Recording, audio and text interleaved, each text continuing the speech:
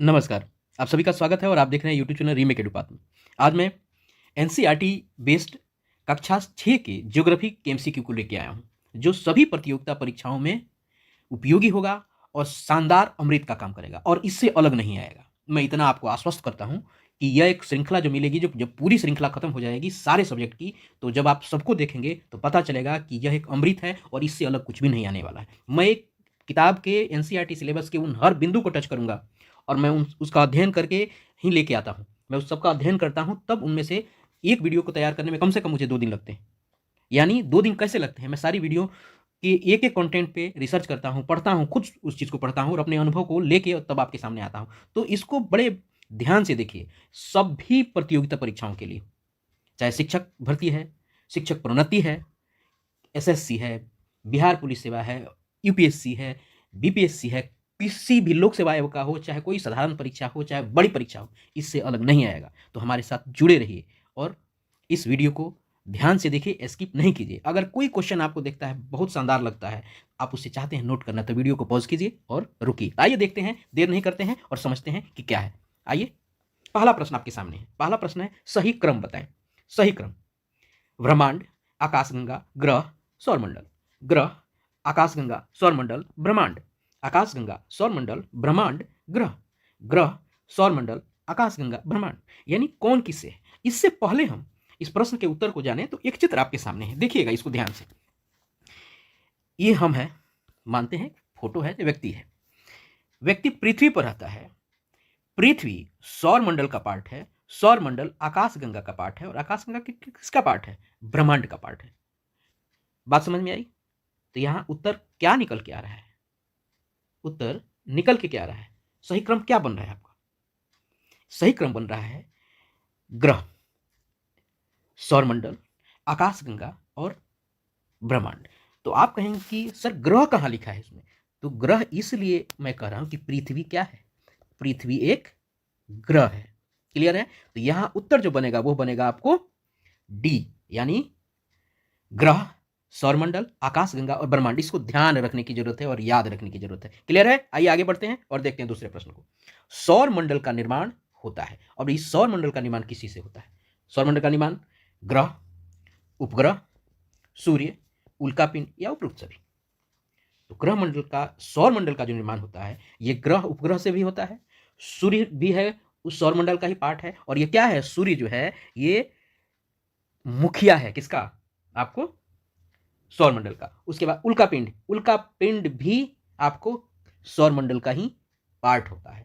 यानी इसका उत्तर क्या हो जाएगा? इसका उत्तर हो जाएगा आपको उपरोक्त सभी। यानी सौरमंडल में ग्रह, उपग्रह, सूर्य, चंद्रमा, उल्कापिंड, ये सब आते हैं। चंद्रमा जो है, चंद्रमा उपग्रह को कहते हैं और सारे उपग्रह जो ग्रह हैं सबके अपनी अपनी चंद्रमा है।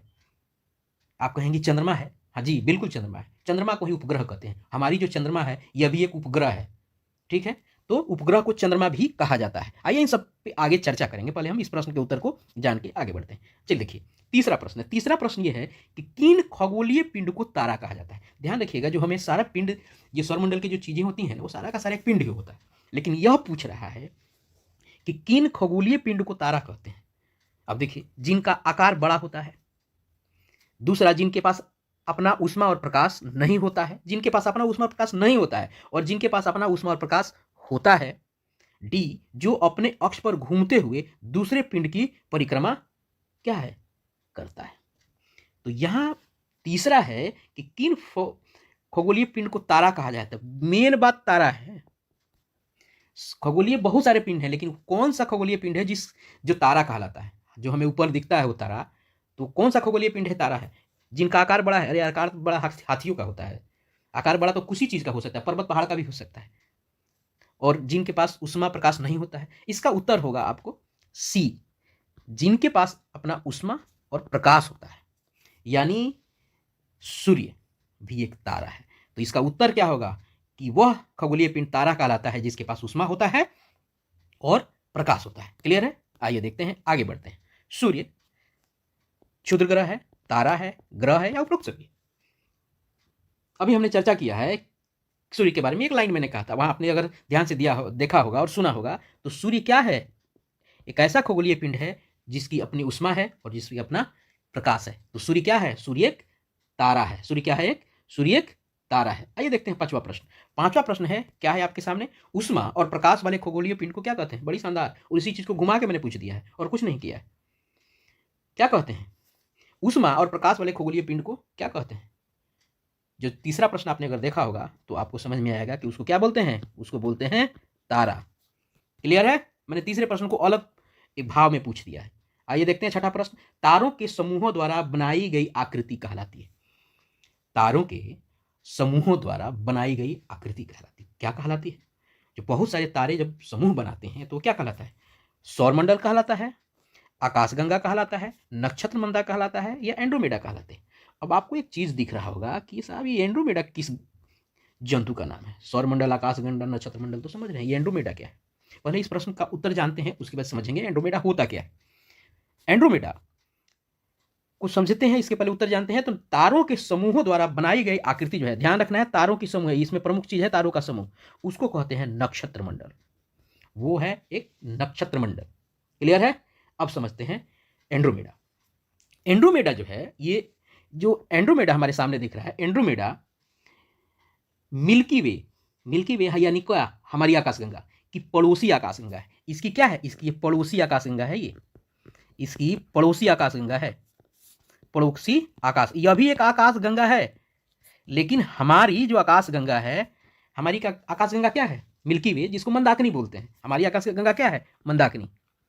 हमारी आकाशगंगा क्या है? मंदाकिनी। मंदाकिनी जिसको मिल्की वे कहते हैं, उसकी ये क्या है? उसकी यह पड़ोसी आकाशगंगा है। कौन? एंड्रोमेडा।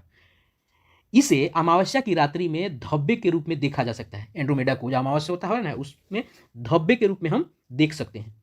इसकी दो छोटी उपग्रह आकाशगंगाएं हैं, जिन्हें क्या कहा जाता है? M32। ध्यान रखिएगा, M32 और M110। किसकी? आपको एंड्रोमेडा की। इसकी भी दो छोटी आकाशगंगा है, वो M32 और M110 के नाम से जाना जाता है। हमारी आकाशगंगा जिसको हमने क्या कहा है? मिल्की वे का है। उसकी एक निकटतम जो आकाशगंगा है वो एंड्रोमेडा है। यही हमारी एंड्रोमेडा के बाद में अपनी समझ है और मेरा अपना अनुभव है, यही बात है। तो हमने क्लियर कर लिया कि एक प्रश्न में कई सारे प्रश्न को जाना, यानी हमारे आकाशगंगा को क्या कहते हैं? मंदाकिनी कहते हैं। एंड्रोमेडा क्या है? हमारे आकाशगंगा का पड़ोसी आकाशगंगा है, जिसको अमावस्या में धब्बे के रूप में हम देख सकते हैं। उसके बाद एंड्रोमेडा के दो छोटे उपग्रह हैं, जिसको M32 और M110 कहा जाता है। इसमें देखिए एक प्रश्न से कितने सारे प्रश्नों के जवाब आपको मिले। आइए देखते हैं सातवां नंबर प्रश्न। सातवां नंबर प्रश्न में है, अंतरिक्ष में अर्सा मेजर या बिग बियर क्या है? अंतरिक्ष में अर्सा मेजर और बिग बियर क्या है? तो इसका उत्तर जानने से पहले क्या कुछ और कुछ जाने कि ये उर्सा मेजर और बिग बियर है क्या। तो पहले समझते हैं कि उर्सा मेजर और बिग बियर है क्या। हमारे नक्षत्र मंडली का एक क्या होता है? तारा समूह है। हमारे नक्षत्र मंडल में जो है ना, एक तारा समूह है। हमने अभी जाना कि अभी हमने कुछ लोगों ने जाना कि क्या है नक्षत्र मंडल? क्या है? एक तारों का क्या है? तारों का समूह है। यह तारों का समूह है। तारों का हमने पिछले क्वेश्चन में देखा होगा कि तारों के समूह को क्या कहा जाता है? नक्षत्र मंडल कहा जाता है, जिसमें एंड्रोमेडा की चर्चा की हमने। तो तारों का समूह है नक्षत्र मंडल। आपने एक और चीज देखा होगा कि सप्तर्षि तारा मंडल भी हमारे नक्षत्र मंडल का एक तारा समूह है। सप्तर्षि जो होता है, ऋतु, पुलह, पुलस्त्य, अत्रि, विशिष्ट, अंगिरा, मरीचि, जो 7 ऋषियों का जो आपको एक तारा समूह है, वो भी हमारे नक्षत्र मंडल का एक तारा समूह है। और अंग्रेजी में सप्तर्षि तारा मंडल को अर्सा मेजर या ग्रेट बियर या बिग बियर कहा जाता है। अमेरिका में क्या कहा जाता है? उसी को बिग डीपर, यानी बहुत बड़ा चमचा। और चीन में उसे क्या कहते हैं? पेतेऊ कहते हैं। इसी को अमेरिका में क्या बोलते हैं? इसको बोलते हैं आपको बिग डिपर। इसको बोलते हैं बिग डिपर। इसको चाइना में क्या बोलते हैं? इसको अमेरिका में, और इसको चाइना में क्या बोलते हैं? इसके चाइना में कहते हैं पेतेऊ। और जो सप्तर्षि है, सप्तर्षि को मैंने कहा ऋतु, पुलह, पुलस्त्य, अत्रि, विशिष्ट, अंगिरा, मरीचि। और ये कहाँ पढ़ने हैं? आपके पहले पाठ में इन सारी बातों को पढ़ना है। अब देखिए कितने सारे प्रश्न निकल के आते हैं। और छठा का जो सौर मंडल का पार्ट है, ये पूरे भूगोल का अमृत है। आपने ये पढ़ लिया, लगभग आधा भूगोल खत्म हो जाता है। यह इतना मेजर लेशन है भूगोल का, ज्योग्राफी का। तो यही है। तो यहाँ अगर हम देखें और इसका उत्तर जाने, तो अर्सा मेजर और बिग बियर क्या है? हमारा एक नक्षत्र मंडल है। क्लियर है? हमने यहाँ क्लियर समझा। कई सारे प्रश्नों के उत्तर इस एक प्रश्न क्या में हम लोगों ने जाने, तो यही है प्रश्न एक है, लेकिन इसके कई सारे आपको उसके पार्ट हैं, उसकी पृष्ठभूमि में बहुत सारी बातें हैं, तो बहुत सारी बातें आपको मैं बताता हूँ। इसलिए प्रश्न को केवल उत्तर को देख के और आगे नहीं बढ़ जाए, उसके विश्लेषण को भी जानने की जरूरत हमें सबको है। आइए देखते हैं 8वां नंबर प्रश्न हमारे सामने है, ध्रुव तारा हमें किस दिशा का ज्ञान कराता है? ध्रुव तारा किस दिशा का ज्ञान कराता है? अब ध्रुव तारा दिखते कैसे हैं? आपने ध्यान दिया होगा कि जब शादी होती है, और खासकर उत्तर भारत के लोगों की जब शादी होती है हिंदू में, तो उनको सुबह में ध्रुव तारा दिखाया जाता है। अब ध्यान देखिएगा ध्रुव तारा होता किधर है। अब ध्रुव तारा को पहचाना कैसे? इतने अरबों तारे हैं, इतने तारे समूह हैं, तो भाई दिखता कैसे है? तो आइए चित्र लगाया हुआ है मैंने, ये देखिए, ये सप्तर्षि हैं, ये सप्तऋषि हैं, ये सप्तर्षि हैं, और इस सप्तऋषि में आपको इस बच्ची को देख रहे हैं। अब देखिए यहाँ इसको देखा कैसे जाता है, तो नीचे की जो दो आप जो तारे हैं, इन्हीं के को लेके और इसी के सीधे दिशा में जो ऊपर जो चमकता हुआ तारा होता है, वो आपको कहलाता है ध्रुव तारा। यही होता है इस देखने का, और किताब से उठाई गई चित्र है ये गूगल बाबा से ली गई हुई चित्र नहीं है। गूगल बाबा पे भी बहुत सारे जो ऐसे चित्र हैं जो मनगढ़ंत पहुंचते हैं, ये एनसीईआरटी की बुक से उठाई गई चित्र है। तो अगर आपको भी देखना है ध्रुव तारा कैसे है, तो ध्रुव तारा को आप इसी अनुसार देख सकते हैं, नहीं तो ये अरबों तारों में आपका ध्रुव तारा भूला जाएगा। अब ध्रुव तारा होता कहाँ है? अब इस ध्रुव तारा होता है उत्तर में, और इससे उत्तर का ज्ञान कराया जाता है। जब पहले के नाविक थे और दिशा ज्ञान करने का कोई यंत्र नहीं था, तो सारे के सारे लोग आपको दिशा ज्ञान उत्तर के माध्यम से कराया जाता है। इसीलिए शादी जैसे परंपराओं में इन सब चीज़ों का ज्ञात कराया जाता है। पहले ये चीज़ें नहीं ना पता था, लोग बहुत जाके दूर शादी होता था तो बताया जाता था ये इस दिशा में है, उसके बाद उस दिशा का ज्ञान हो जाता था, और दिशा के बाद आदमी अगर यात्रा करना हो, चाहे कुछ भी करना हो, तो कराया जाता है। ध्यान रखना है कि शादी के जो लास्ट समय में इसको दिखाया जाता है, यानी मान लीजिए शादी वैवाहिक कार्यक्रम खत्म हो गया, अब आपको प्रस्थान करना है, तो दिशा देख लीजिए कहाँ है, उत्तर है, तो जाना है आपको उत्तर, चले जाइएगा पश्चिम। तो ध्रुव तारा का अगर ज्ञात हो जाएगा तो आप वहाँ से आगे जा सकते हैं। तो ध्रुव तारा को देखने की प्रक्रिया यहाँ बताई गई, नीचे के दो सप्तऋषि के तारों को कि आप समान उसको भेदते हुए दिशा को आगे बढ़ के उसको देख सकते हैं। 9वां प्रश्न देखते हैं हमारे सामने, ग्रह के संबंध में कौन सा कथन सही है? ये भाई ग्रह है क्या? ग्रह के संबंध में कौन सा कथन सही है? ग्रह का अर्थ होता है प्लैनेट। ग्रह का अर्थ होता है प्लैनेट।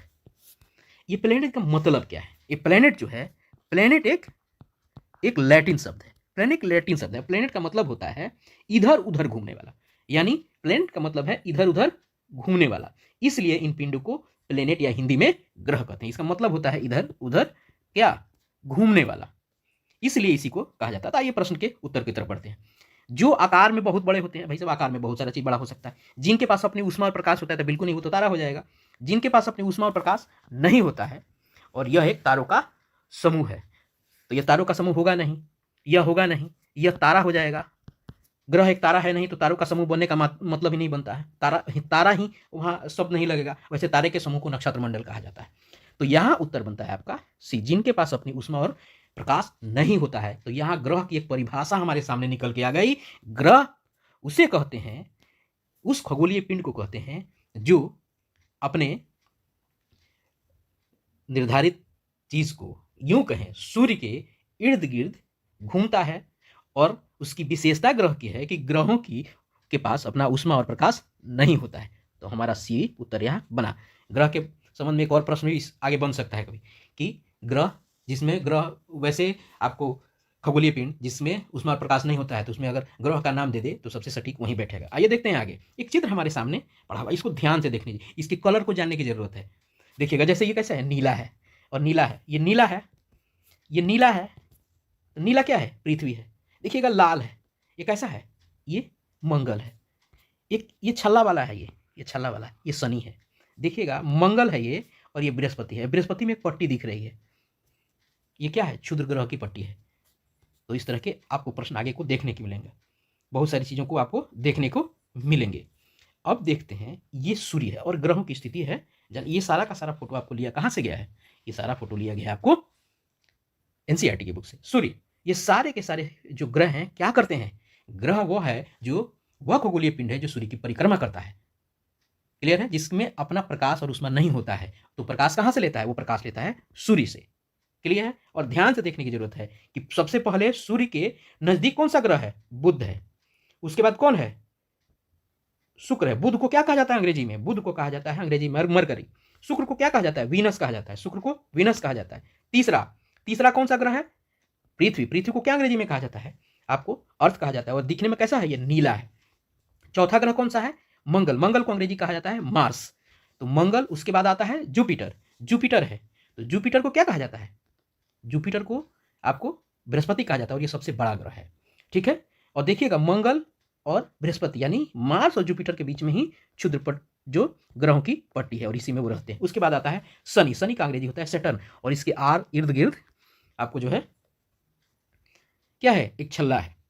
ये प्रश्न आता है, बच्चों को प्रश्न पूछता है, वो ग्रह जिसके इर्द गिर्द छल्ले होते हैं क्या होता है? उसके बाद आता है आपको यूरेनस। यूरेनस का मतलब अरुण, या अक्सर लोग भूल जाते हैं यूरेनस और नेपच्यून में, अरुण और वरुण में। तो पहले अ लिखिए, याद रखिए, उसके बाद बुआ याद रखिए। अ से यूरेनस, बस इतना से, तो अगला नेपच्यून व से आप समझ जाइएगा। तो आपको यूरेनस हो गया, उसके बाद आपका हो गया नेपच्यून हो गया। नेपच्यून का मतलब होता है वरुण। क्लियर है? हमारा साफ क्लियर हो गया। अगर एक बार समझते हैं, बुध, शुक्र, पृथ्वी, मंगल, बृहस्पति, शनि, यूरेनस, नेपच्यून। क्लियर है? तो यह ध्यान रखना है, और सारा चीज इसी पे डिपेंड होता है। तो आइए देखते हैं और प्रश्नों को हल करते हैं। इससे ग्रह कितने हैं साहब? अभी हम लोगों ने देखा, गिनती अगर आपने किया होगा वहां से, नहीं होगा तो फिर से जाके गिन लीजिएगा। 5 है, 6 है, 7 है, 8 है। कितना है? तो ग्रहों की संख्या 8 है। क्लियर है? चलिए आगे बढ़ते हैं। 11वां नंबर प्रश्न देखते हैं। 11वां नंबर प्रश्न क्या है? पृथ्वी के संबंध में कौन सा कथन सही है? आइए देखते हैं।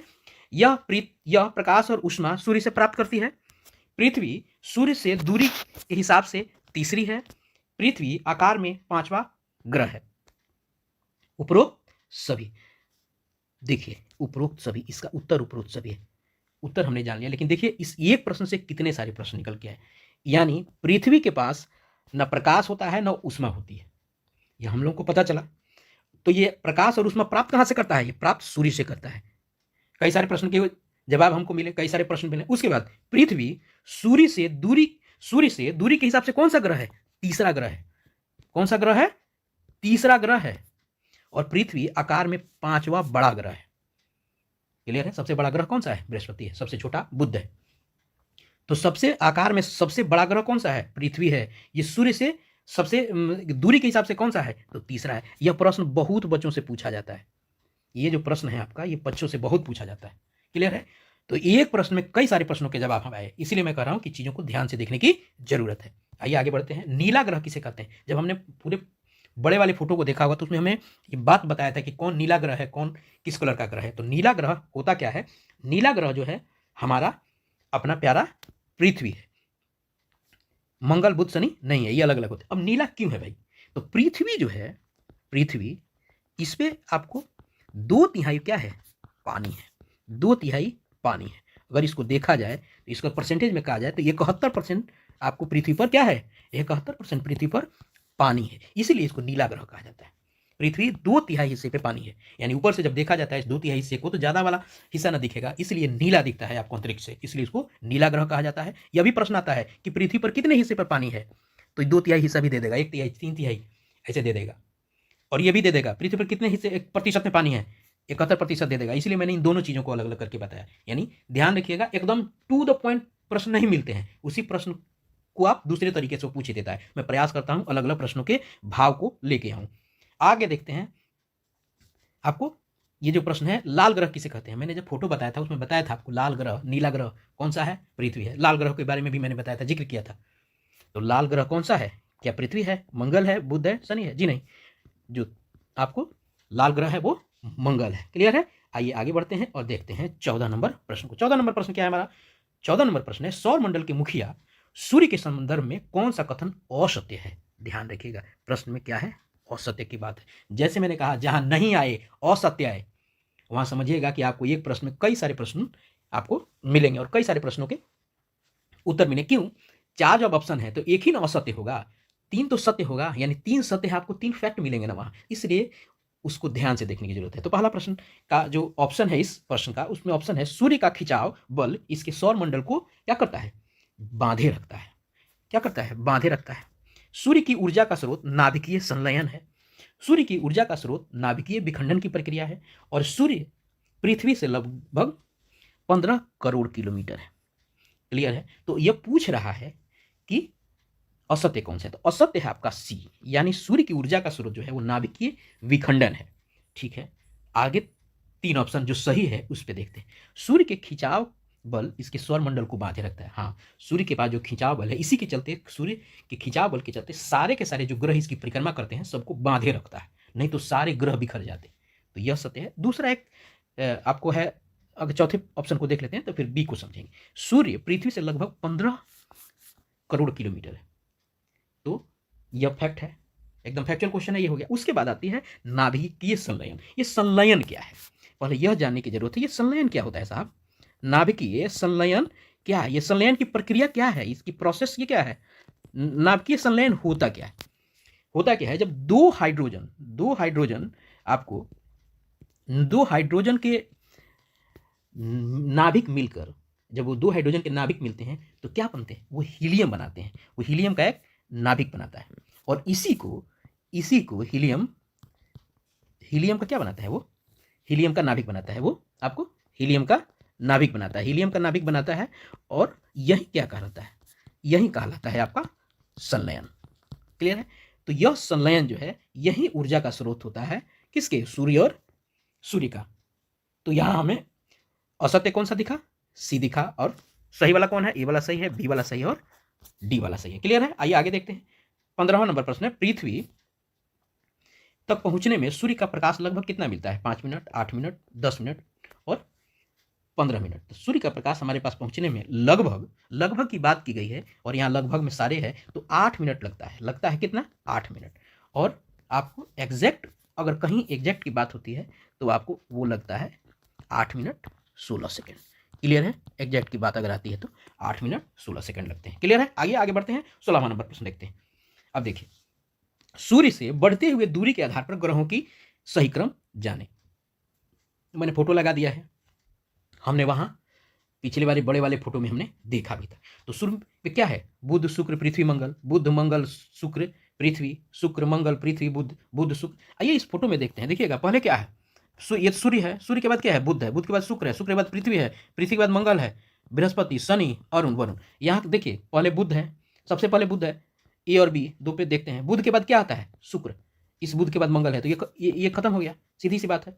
यहाँ बुध और शुक्र है, यहाँ अभी भी ये दोनों चल रहा है। यहाँ पृथ्वी है, मंगल है।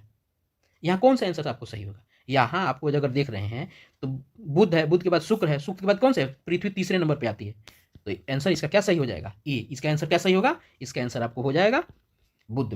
यही क्रम है, पहले बुध है, उसके बाद शुक्र है, उसके बाद पृथ्वी, उसके बाद मंगल है, मंगल के बाद आपको बृहस्पति है, शनि है, अरुण है, वरुण है। यही क्रम है, क्रम आपको रट जाना है।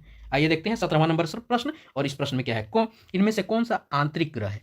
और ध्यान रखिएगा, कभी कभी प्रश्न में क्या करता है, आंतरिक ग्रह नहीं पूछ के वो पार्थिव ग्रह पूछ लेता है, इसलिए मैंने इसको ब्रैकेट में डाल दिया है। आपको एक ही इस प्रश्न में एक प्रश्न का उत्तर मिल गया। आंतरिक ग्रह को क्या कहते हैं?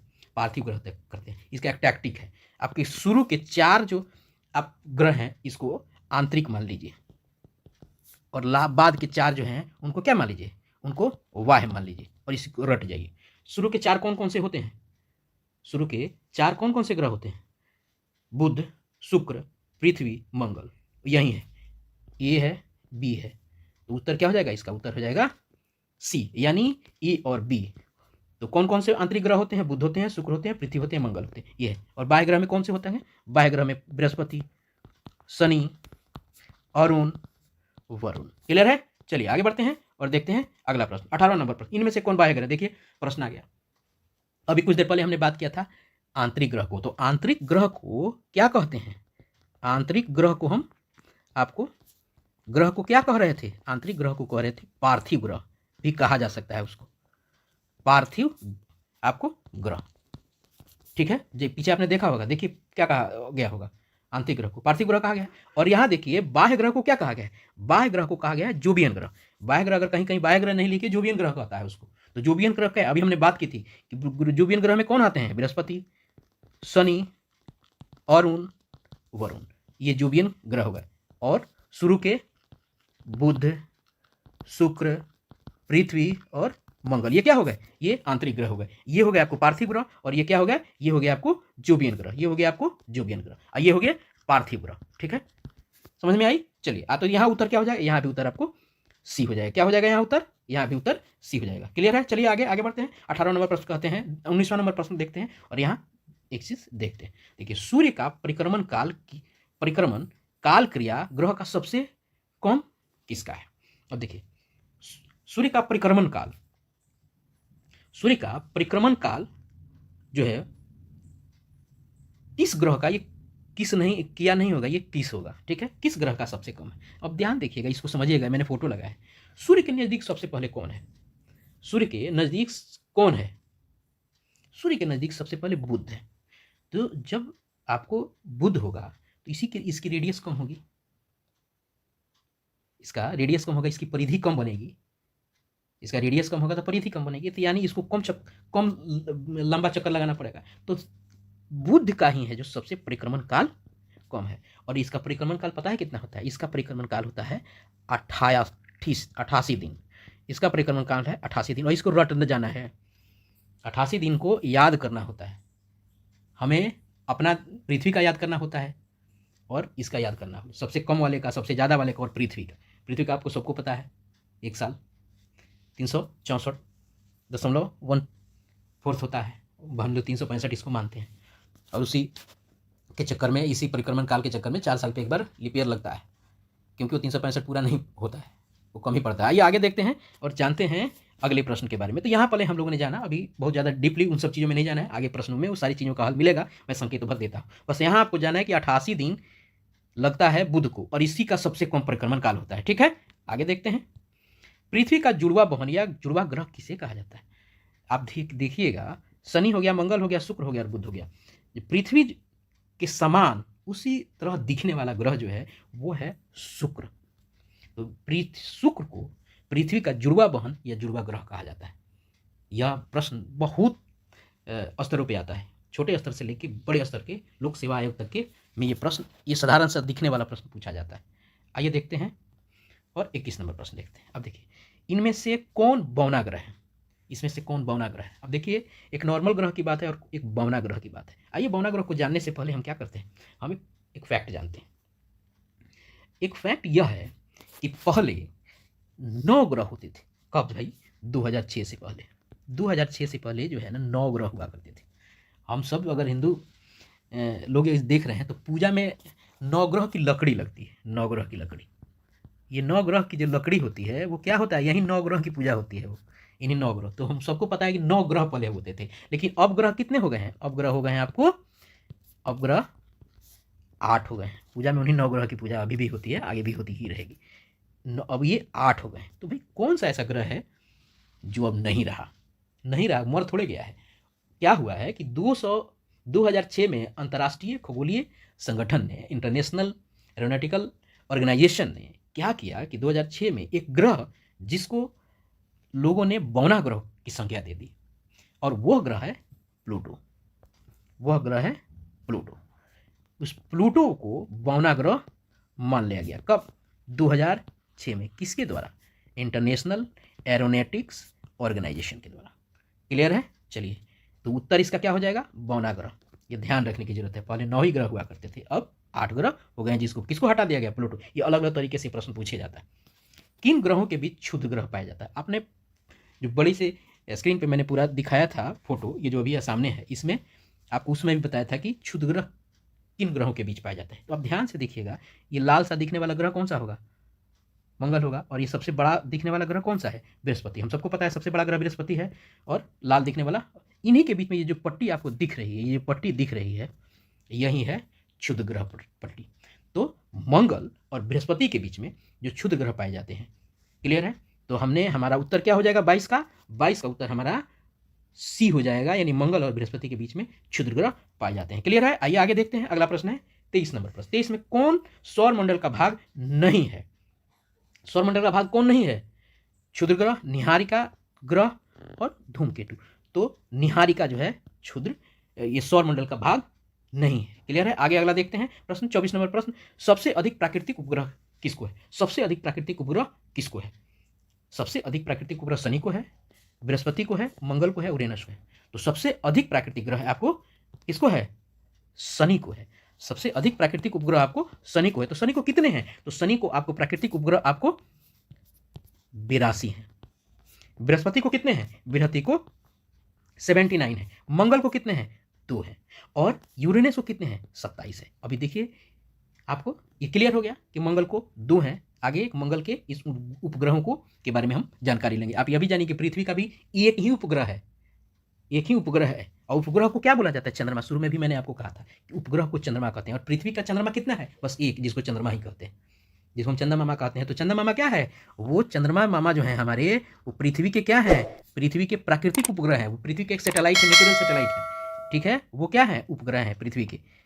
कौन? हमारे चंद्रमा मामा, ठीक है। और पृथ्वी का कितना उपग्रह है? सिर्फ एक उपग्रह है। यहाँ हमें सबसे ज़्यादा पूछा था, तो 82 सबसे ज़्यादा किसका है? शनि का आपको 79, बृहस्पति का, मंगल 2, यूरेनस 27। क्लियर है। बृहस्पति सबसे बड़ा ग्रह होता है, मंगल को लाल ग्रह कहते हैं, यूरेनस के बाद में आगे बताते हैं। शनि सबसे ज़्यादा है, टाइटन एक उपग्रह है, इसी का माना जाता है। गैनीमेड सबसे बड़ा उपग्रह माना जाता है, जो बृहस्पति का होता है। और टाइटन ग्रह किसका, उपग्रह किसका है? शनि का है। सबसे पहले टाइटन ही हुआ करता था सबसे बड़ा उपग्रह, बाद में खोज की गई और बताई गई गैनीमेड आपको सबसे बड़ा उपग्रह होता है। आइए देखते हैं डीमोस और फोबोस किस ग्रह का उपग्रह है। ये बड़ा इंपॉर्टेंट प्रश्न है, बड़ी गजब गजब ढंग से पूछा जाता है, इसको अलग अलग तरीके से पूछा जाता है। तो किसका है? बुध का है, शनि का है, मंगल का है या पृथ्वी का है? तो इसका उत्तर है ये मंगल का ग्रह है। 2 ही उपग्रह ही हैं मंगल के, वो क्या है? डीमोस और फोबोस। क्लियर है। आइए देखते हैं अगला प्रश्न है, किस ग्रहों के पास एक भी उपग्रह नहीं है? यह ध्यान रखने, जो 8 ग्रह हैं उसमें से 2 ग्रह ऐसे हैं जिसके पास अपना उपग्रह उनका नहीं है, उनकी अपनी चंद्रमा नहीं है। वो कौन है? यहाँ 2 लोगों के नाम लिखे, मैं 2 की बात ही कर रहा हूँ। तो उत्तर या तो यह हो सकता है, नहीं तो यह हो सकता है। तो यहाँ उत्तर होगा ए और बी, यानी बुध और शुक्र के कोई उपग्रह नहीं है, ध्यान रखने। और शेष सभी के हैं, यानी पृथ्वी। क्यों? कारण है कि सूर्य की प्रकाश और उष्मा के चलते जो है ना, यहाँ सारे चीज़ें नष्ट हो जाती हैं। तो ये कारण है ना उसकी गर्मी के चलते, तो इसलिए इनके उपग्रह नहीं माने जाते हैं और पृथ्वी से लेकर नीचे सबके उपग्रह माने जाते हैं। आइए देखते हैं 27वां नंबर प्रश्न। 27वां नंबर प्रश्न है आपको, निम्न में से किन ग्रहों का परिक्रमण अन्य ग्रहों की तुलना में विपरीत होता है? बुध शुक्र, मंगल शनि, शुक्र यूरेनस, बृहस्पति और नेपच्यून। इसको देखने की जरूरत है। तो शुक्र और यूरेनस, इसका उत्तर हो जाएगा शुक्र और यूरेनस। शुक्र, और ये बहुत इंपॉर्टेंट प्रश्न है और ये प्रश्न से बहुत सारे प्रश्न निकलते हैं। शुक्र और यूरेनस जो है ये आपको, और जो शेष 6 ग्रह हैं उससे ये क्या होते हैं? ये अलग दिशा में, मान लीजिए सूर्य है, सूर्य आपको, ये सूर्य है, सूर्य के आपको ये घूमना होता है, तो शेष क्या होते हैं? दूसरी दिशा में परिक्रमण करते हैं। और ये क्या करता है? ये दूसरी दिशा, उनकी उल्टी दिशा में करता है। ये 2, तो ये जो शुक्र और यूरेनस है ये आपको पूरब से पश्चिम घूमता है, पूरब से पश्चिम, और ये क्लॉकवाइज चलता है। और जो शेष 6 हैं, ये जो शेष 6 हैं, ये लोग घूमते हैं आपको एंटी क्लॉक में घूमते हैं, और ये घूमते हैं पश्चिम से पूरब। तो पृथ्वी हमेशा कही जाती है कि पृथ्वी किधर से घूमी जाती है। हम सबको भ्रम रहता है ना कि पृथ्वी पूरब से पश्चिम घूमती है, बिल्कुल नहीं। पृथ्वी कहाँ से घूमती है? पश्चिम से पूरब घूमती है। और सबसे पूछा जाता है, ये प्रश्न पूछा जाता है, तो इस एक प्रश्न से इतने आ गए, इस एक प्रश्न कम से कम 5 से 6 प्रश्न बने। ग्रह कौन कौन से दिशा में घूमते हैं? तो 2 अलग अलग दिशा में घूमते हैं, 6 आपको 6 एंटी क्लॉक घूमते हैं और 2 क्लॉकवाइज घूमते हैं। तो कौन ऐसे 2 ग्रह हैं जो शेष ग्रहों से उल्टे घूमते हैं? तो वो है शुक्र और यूरेनस। यूरेनस का क्या मतलब होता है? यूरेनस अरुण। शुक्र और अरुण पूरब से पश्चिम घूमते हैं और शेष 6 पश्चिम से पूरब। हमारी पृथ्वी कैसे घूमती है? पश्चिम से पूरब घूमती है। तो यही आपको मूल बात है और इसको जानने की जरूरत है और इसको याद रखने की जरूरत है। क्लियर है? आइए चलिए, इसी के साथ प्रश्नों की श्रृंखला आज खत्म हुई। मैं जल्दी ही ऐसे ही इंपॉर्टेंट प्रश्न लेके आऊँगा और आप अपना जो तैयारी है उसको जारी रखिए। और भी किसी सब्जेक्ट का अगर आप चाहते हैं तो कहिए, तो अब मैं वीडियो आप बताएंगे, उसके 3 से 4 दिन में उसका अध्ययन करके फिर उसमें से मेरे पास जो स्टॉक है, बहुत सारा स्टॉक है, तो प्रश्नों की संख्या बहुत सारी है मेरे पास अगर देखी जाए तो, लेकिन उसमें से काम के कौन प्रश्न है मैं उसका आपको निकाल के और आपके लिए एक वीडियो बना दूंगा। लेकिन यह श्रृंखला जो है ये चलती रहेगी और निर्बाध रूप से चलती रहेगी। तो मेरे साथ जुड़े रहने के लिए यदि आपने अभी तक सब्सक्राइब नहीं किया है तो चैनल को सब्सक्राइब कर लीजिए। अगर आपको अच्छा लगा हो तो लाइक ज़रूर कीजिएगा। नहीं तो होता क्या कि वीडियो लोग देखते हैं, लाइक नहीं करते हैं और सब्सक्राइब नहीं करते हैं। सब्सक्राइब कीजिएगा तो आप मेरे साथ जुड़े रहिएगा और आपका साथ और आप मेरे साथ खड़े रहिएगा, यह एहसास होगा और मुझे इससे साहस मिलेगा। धन्यवाद आप सभी का। जय हिंद।